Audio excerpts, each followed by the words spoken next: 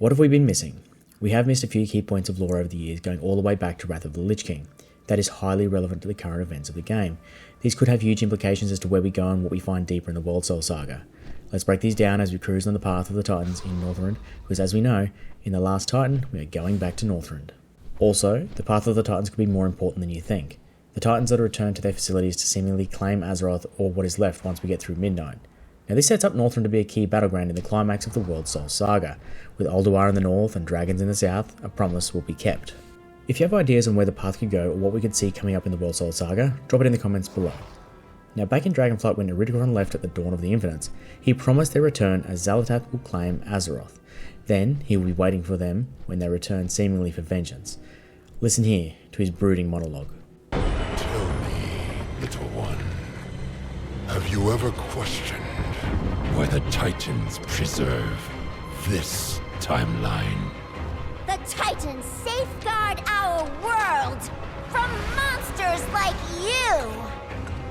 Your faith means nothing to them. As you burn in the flames of my brother's wrath, they will not come. All they wanted was our world. With this, the Harbinger will pry it from their grasp. And when the Titans come to reclaim their prize, I will be waiting.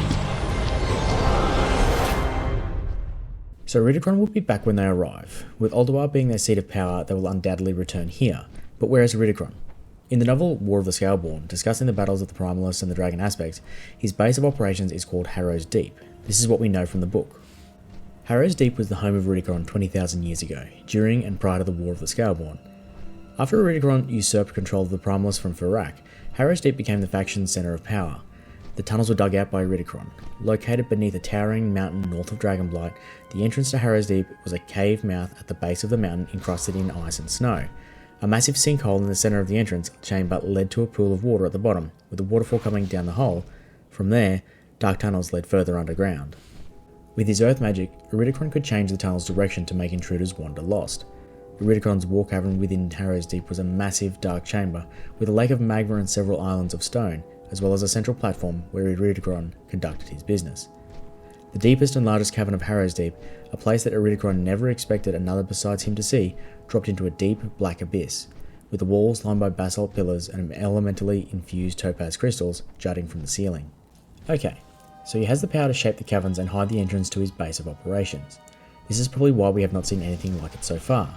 If we look at the towering mountain north of Dragonblight, we could be talking about the mountain that has the Temple of Storms on top with the Titan Keeper Thorim. This is right under their noses.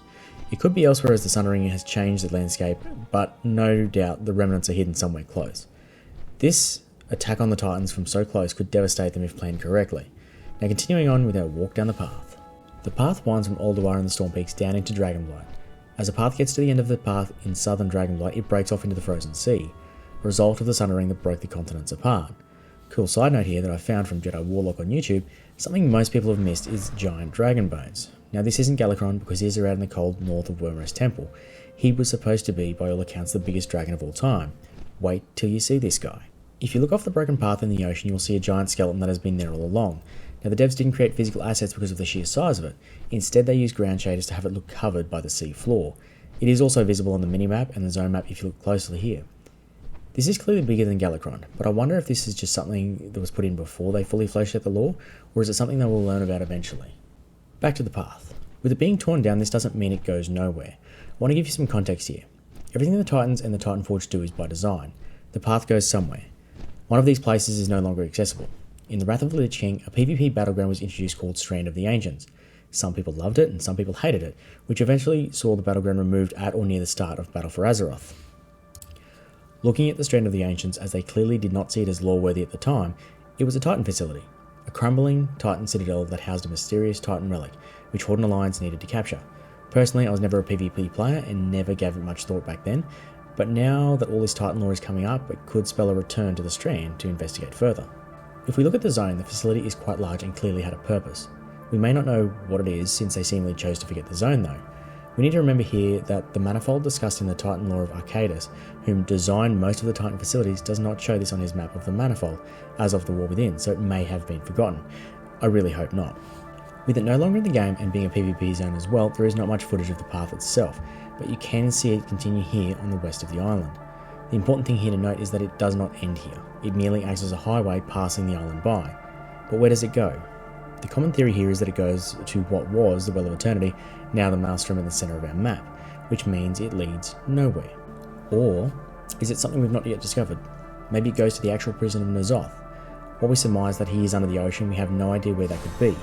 Some speculate it's under Kazalgar, but for now we do not know. Where do you think the path goes? Drop it in the comments below.